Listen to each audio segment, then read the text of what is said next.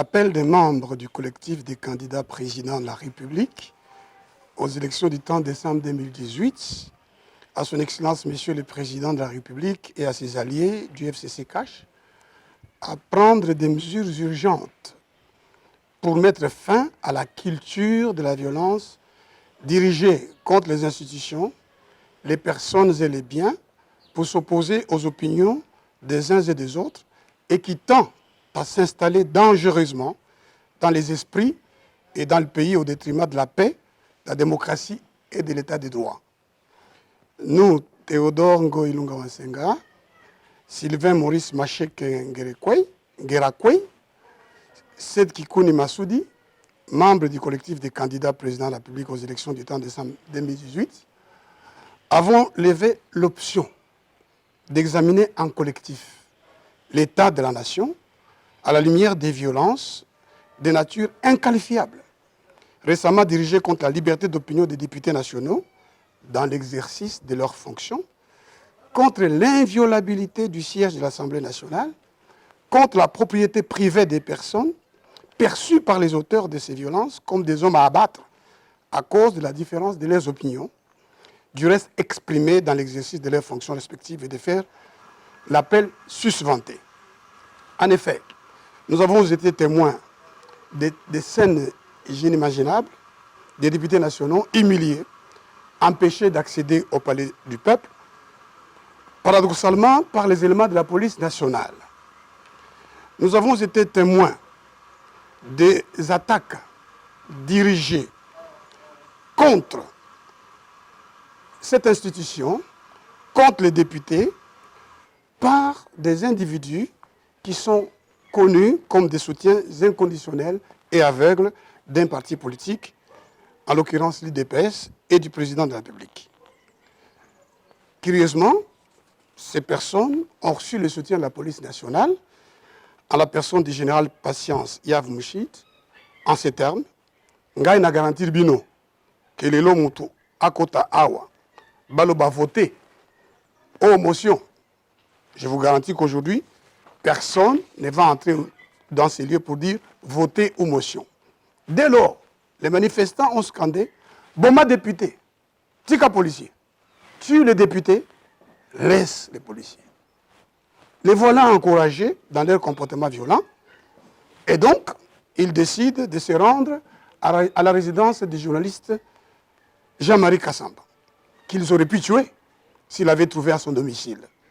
À cause de ses opinions, le journaliste Jean-Marie Kassamba a vu ses biens détruits méchamment à l'arme blanche par les inciviques. Ils ont aussi pris pour cible un bien immobilier appartenant à M. Emmanuel Chadari, candidat président de la République aux élections de décembre 2018. Les mêmes individus avaient déjà visé la résidence du député national Obé Minakou à cause de ses opinions et ses choix politiques exprimés librement sous la forme de propositions de loi dans l'exercice de sa fonction. Il sied de relever que cette tendance à recourir à la violence comme moyen de faire taire les opinions prend une tournure dangereuse du fait que les auteurs intellectuels et matériels inscrivent à petit feu cette idée dans la mémoire collective comme étant justifiée, au point que ce qui était condamné hier comme étant injuste tente à être regardé aujourd'hui comme étant juste au nom d'une certaine conception de la démocratie et de l'état des droits. Effectivement, les hommes au pouvoir hier, soit par des éléments régulièrement armés, soit par les militants, ont attenté à l'intégrité physique, voire à la vie de la plupart de ceux qui exprimaient une opinion contraire à la leur.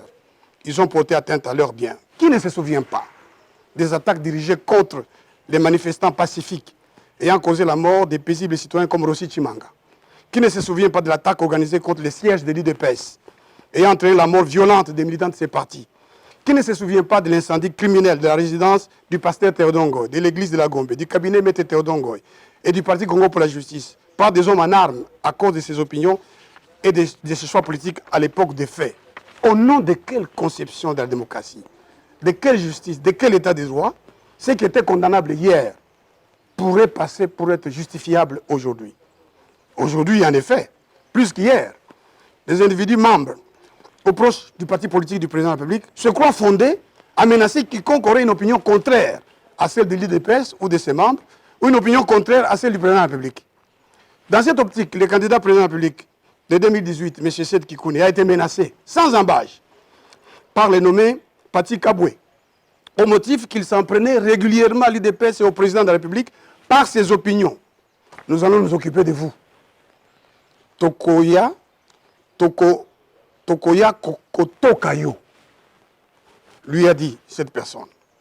S'agissant de l'opinion des députés exprimée par les députés Minakou et Sakata, dans l'exercice de leurs fonctions, à travers les propositions de loi, considérées comme portant atteinte à l'indépendance constitutionnelle du pouvoir judiciaire, un des responsables de l'UDPS a menacé de pousser de nouveau ses militants dans la rue si les dites propositions n'étaient pas retirées. Par ces mots, les responsables susvisés justifient et font la promotion de la culture de la violence et de l'atteinte à la liberté des pensées et de conscience pour imposer les opinions de son parti. Il est cher de se poser la question de savoir si réellement ces propositions de loi violent la Constitution. Au terme des dispositions de l'article 149 de la Constitution, le pouvoir judiciaire n'est pas dévolu au parquet. Il est dévolu aux cours et tribunaux uniquement.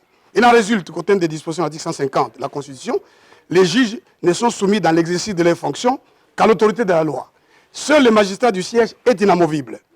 Qu'il s'ensuit par ailleurs, au terme des dispositions de l'article 151 de la Constitution, que le pouvoir exécutif ne peut donner d'injonction aux juges dans l'exercice de la juridiction, ni statuer sur les différends, ni entraver les cours de la justice, ni s'opposer à l'exécution d'une décision de justice. Le pouvoir législatif ne peut ni statuer sur les différends juridictionnels, ni modifier une décision de justice, ni s'opposer à son exécution. Toute loi dont l'objectif est manifestement de fournir une solution à un procès en cours est nulle et de nul effet. Par contre, au terme des dispositions de l'article 70 de la loi organique portant organisation, fonctionnement et compétences des juridictions de l'ordre judiciaire, les officiers du ministère public sont placés sous l'autorité du ministre ayant la justice dans ses attributions. Celui-ci dispose donc d'un pouvoir d'injonction sur le parquet. Il l'exerce en saisissant le procureur général près de la Cour de cassation ou le procureur général près de la Cour d'appel, selon le cas, sans avoir à interférer dans la conduite de l'action publique. Est-ce contraire à l'état de droit? Il faut noter que le droit français, dont le nôtre est né de la construction mimétique de ce droit, le ministre de la Justice est l'autorité hiérarchique du parquet français, mais aussi l'autorité disciplinaire. Le ministre de la Justice, garde de sceaux, peut saisir le Conseil supérieur de la magistrature pour qu'un magistrat judiciaire soit poursuivi. Le ministre français peut prendre une décision d'interdiction du magistrat du parquet. Le ministre de la Justice français reçoit l'avis du Conseil supérieur de la magistrature sur les propositions qu'il fait de nomination des membres du parquet. Au terme des dispositions de l'article 30 du Code de procédure français, c'est le ministre de la Justice qui conduit la politique pénale déterminée par le gouvernement. Il veille à la cohérence de son application sur le territoire de la République. À cette fin, il adresse aux magistrats du ministère public des instructions générales. Il ne peut leur adresser une instruction dans des affaires individuelles. Saisi récemment d'une question prioritaire de constitutionnalité par le Conseil d'État, au motif que les dispositions qui font que les magistrats du parquet soient placés sous l'autorité du ministre seraient contraires au principe de la séparation du pouvoir et de l'indépendance du parquet. Le Conseil constitutionnel a dit par contre que ces dispositions étaient conformes à la Constitution en ce qu'elles assurent une conciliation équilibrée entre le principe d'indépendance de l'autorité judiciaire et les prérogatives que le gouvernement tient de l'article 20 de la Constitution et ne méconnaissent pas non plus la séparation des pouvoirs, le droit à un procès équitable, le droit de la défense, ni aucun droit ou liberté que la Constitution garantit. Cependant, la Cour européenne des droits de l'homme considère que le ministère public français n'est pas assimilable à une véritable autorité judiciaire.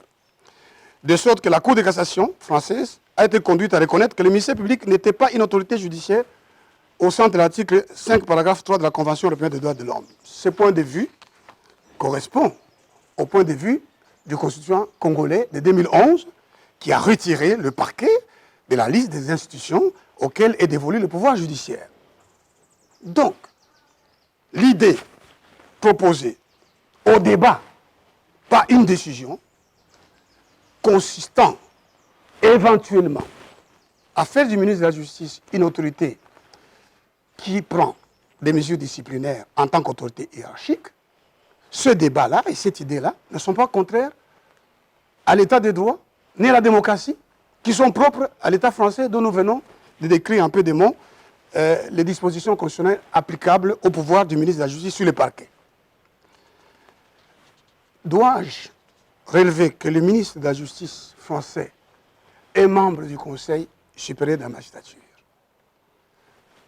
dont il est le vice-président. Par contre, il serait, en droit congolais, contraire à la Constitution de décider que le ministre de la Justice soit membre du Conseil supérieur de la magistrature, étant donné que la composition de cette institution est organisée par les dispositions de l'article 153 de la Constitution. Il faudrait, dans ce cas-là, une révision constitutionnelle. En tout état de cause, les débats et la liberté d'opinion doivent être préservés au cœur de la démocratie.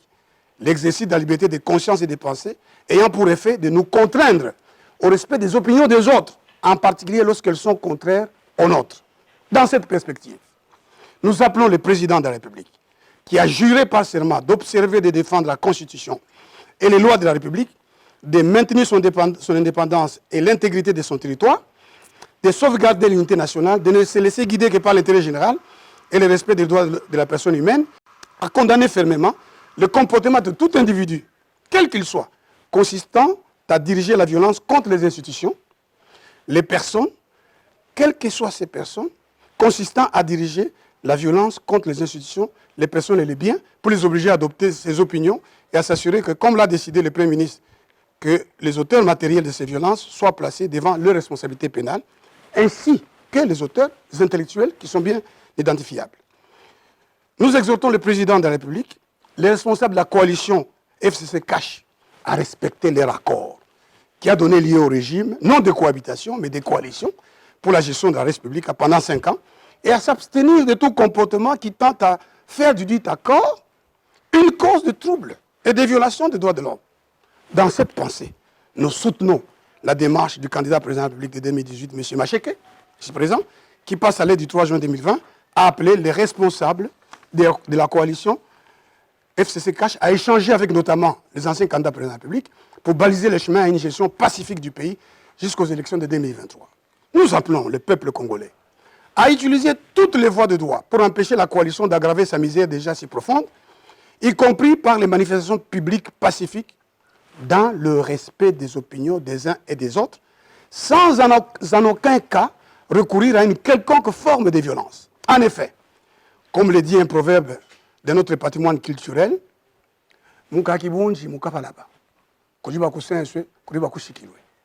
dans un village, il y a ceux qui vous aiment et ceux qui ne vous aiment pas. C'est normal. Il faut donc respecter les opinions des uns et des autres, quitte à les rejeter en respectant les règles établies et convenues. Et nous construirons un pays où chaque citoyen vivra dans le respect de sa dignité de citoyen. Nous réaffirmons, par conséquent, avec force, le rejet de l'usage de la violence sous toutes ses formes, comme moyen d'imposer ses opinions aux autres. S'agissant des opinions portées par les propositions des lois Minako et Sakata, nous appelons le président de la République et le Premier ministre à s'assurer que les débats démocratiques se poursuivent librement dans l'hémicycle, mais aussi en dehors de celui-ci, par les personnes compétentes en la matière, pour éclairer, sans parti pris, la religion du chef de l'État et du gouvernement et de rassurer l'opinion quant au respect de ses droits fondamentaux.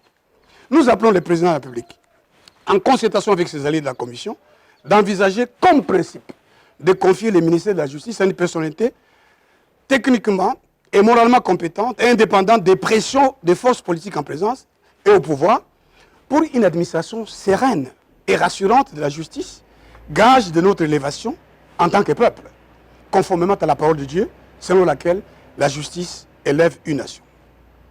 Nous soutenons la promesse du gouvernement par son ministre en charge de l'Intérieur d'indemniser les victimes des violences de ces derniers jours, notamment Jean-Marie Kassamba, M. Chadari, M. Minakou, mais aussi les victimes de l'intolérance politique d'hier et d'aujourd'hui, dont j'ai fait partie. La maison ici a été incendiée et détruite par la violence d'hier, qui tend à faire jour aujourd'hui à s'installer. Nous rejetons cette violence, ainsi faite à Kinshasa. Le 25 juin 2020, Théodore Ngolima Wansinga, Sylvain Macheke Ngerakwei,